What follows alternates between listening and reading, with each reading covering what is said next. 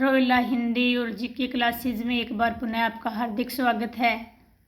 और आज हम हिंदी साहित्य के इतिहास से संबंधित प्रैक्टिस सेट 13 का अध्ययन करेंगे, जो हिंदी साहित्य के आदिकाल से संबंधित है। इससे पहले हमने 12 प्रैक्टिस सेटों का अध्ययन किया है। आशा करती हूँ कि वो क्वेश्चन बहुत पसंद आए और आपके कॉम्पिटिटिव एग्जाम में उपयोगी सिद्ध होंगे। तो आज के प्रैक्टिस सेट का हमारा पहला क्वेश्चन है, गोरखवाणी की भाषा क्या है। गोरखवाणी की भाषा चूज करनी है तो 4 ऑप्शन दिए हैं। पहला ऑप्शन है अपभ्रंश भाषा, दूसरा है ब्रज भाषा, तीसरा है सद्दूकड़ी भाषा और चौथा है राजस्थानी भाषा। तो इसमें से गोरखवाणी की सही भाषा ऑप्शन नंबर 3 होगा, अर्थात गोरखवाणी सद्दूकड़ी भाषा में लिखी गई थी। अगला क्वेश्चन है, सद्दूकड़ी भाषा कौन सी भाषाओं के योग से बनी है। सद्दूकड़ी भाषा 2 भाषाओं का मेल है, उसको कहते हैं। तो वो कौन सी भाषाओं के मेल से बनी है, वो ऑप्शन आपको चूज करना है। पहला ऑप्शन है अपभ्रंश प्लस राजस्थानी भाषा के योग से, दूसरा ऑप्शन है खड़ी बोली प्लस राजस्थानी भाषा के योग से, तीसरा है ब्रज भाषा प्लस राजस्थानी भाषा के योग से और चौथा है पंजाबी प्लस राजस्थानी भाषा के योग से। तो आपको सही ऑप्शन चूज करना है कि सद्दूकड़ी भाषा किन 2 भाषाओं का योग है।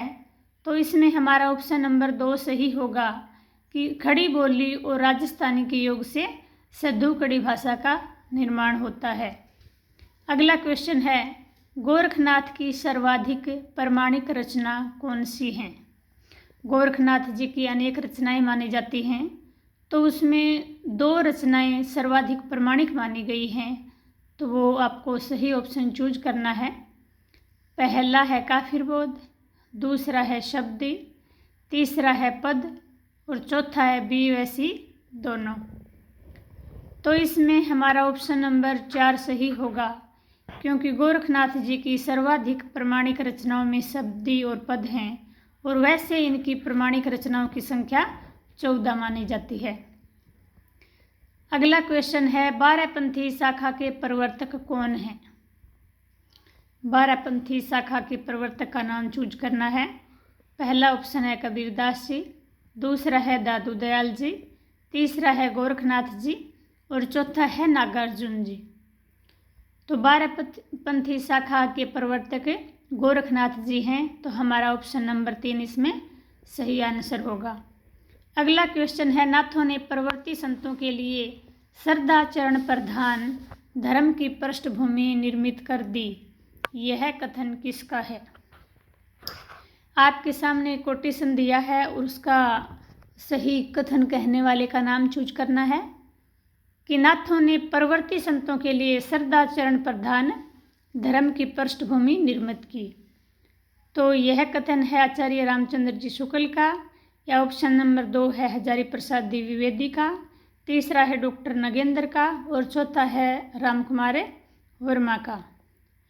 तो उपयुक्त कथन है वो हजारी प्रसाद द्विवेदी जी ने नाथों के लिए कहा था। तो हमारा ऑप्शन नंबर 2 इसमें सही उत्तर होगा। अगला क्वेश्चन है, शंकराचार्य के पश्चात इतना प्रभावशाली एवं महिमान्वित व्यक्तित्व कोई दूसरा नहीं हुआ। यह कथन किसका है। तो इस कथन को कहने वाले हजारी प्रसाद द्विवेदी हैं और उन्होंने यह कथन गोरखनाथ जी के लिए कहा था। तो इसमें हमारा ऑप्शन नंबर 1 सही होगा। अगला क्वेश्चन है, सर्वाधिक जैन साहित्य कहाँ लिखा गया। जैन साहित्य किस जगह पर लिखा गया था, उसको आपको चूज करना है। इसमें हमारा पहला ऑप्शन है पंजाब, दूसरा है राजस्थान, तीसरा है उत्तर प्रदेश और चौथा ऑप्शन है काठियावाड़ गुजरात। तो सर्वाधिक जैन साहित्य गुजरात में लिखा गया था और काठियावाड़ नामक जगह पर लिखा गया था। तो इसमें हमारा ऑप्शन नंबर 4 सही उत्तर होगा। अगला क्वेश्चन है, आदिकाल में सर्वाधिक प्रमाणिक साहित्य माना जाता है। आदिकाल में जो साहित्य लिखा गया था उसमें से कौन सा साहित्य सर्वाधिक प्रमाणिक माना जाता है। तो सही ऑप्शन आपको चूज करना है। हमारा पहला ऑप्शन है जैन साहित्य, दूसरा है नाथ साहित्य, तीसरा है सिद्ध साहित्य और चौथा है रासो साहित्य। तो इसमें ऑप्शन नंबर 1 सही होगा, अर्थात जैन साहित्य को आदिकाल में सर्वाधिक प्रमाणिक साहित्य माना जाता है। अगला क्वेश्चन है, आदिकाल का सर्वाधिक अप्रमाणिक साहित्य कौन सा है? तो जैन साहित्य आदिकाल का सर्वाधिक प्रमाणिक साहित्य माना जाता है और इसमें आपको सर्वाधिक अप्रमाणिक साहित्य चुनना है। तो 4 ऑप्शन दिए हैं। पहला ऑप्शन है जैन साहित्य, दूसरा है सिद्ध साहित्य, तीसरा है नाथ साहित्य और चौथा है रासो साहित्य। तो इसमें सर्वाधिक अप्रमाणिक साहित्य रासो साहित्य को माना जाता है, तो हमारा ऑप्शन नंबर 4 सही होगा।